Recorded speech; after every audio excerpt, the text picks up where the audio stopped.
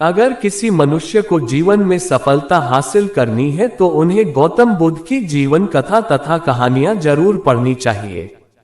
वह एक ऐसे महान व्यक्ति हैं जिन्होंने जीवन का ऐसा ज्ञान प्राप्त किया जो मानवता का कल्याण करने के लिए सर्वश्रेष्ठ है। बच्चों को इनकी कहानियां जरूर पढ़नी चाहिए ताकि कम उम्र में ही तार्किक शक्ति एवं बौद्धिक स्तर का विकास हो सके। आज आपको गौतम बुद्ध की कुछ ऐसी कहानियां पढ़ने को मिलेंगी जो नैतिक शिक्षा से परिपूर्ण है।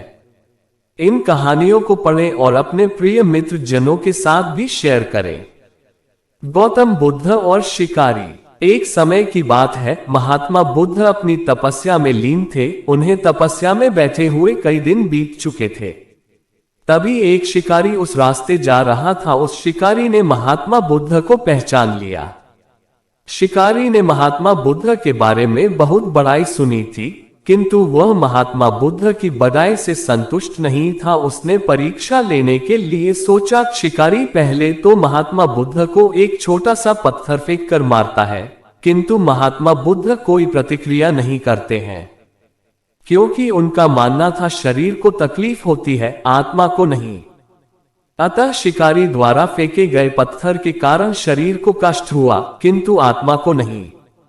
शिकारी कुछ समय सोचता रहा, महात्मा बुद्ध कुछ प्रतिक्रिया करेंगे, किंतु महात्मा बुद्ध अपनी तपस्या में लीन थे। उन्होंने कोई प्रतिक्रिया नहीं की। पुनः शिकारी ने पत्थर फेंका। वह पत्थर महात्मा बुद्ध के आंखों के ऊपर लगा और उस जगह से खून बहने लगा।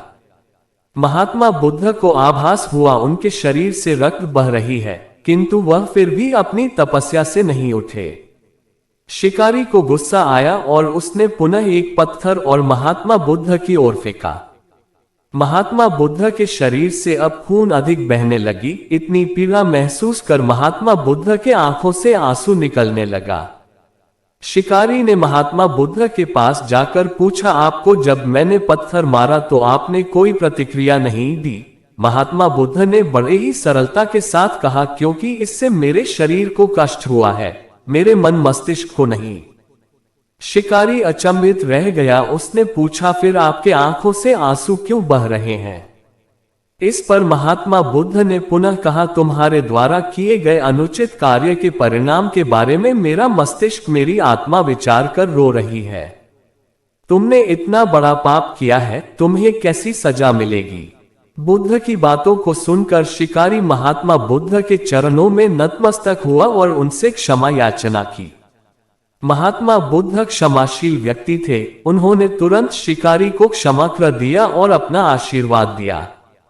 वह शिकारी महात्मा बुद्ध का आशीर्वाद पाकर एक महान व्यक्ति और साधक के रूप में जीवन व्यतीत करने लगा। इस तरह और कहानी जानने के लिए चैनल को सब्सक्राइब करें और दोस्तों को शेयर करें।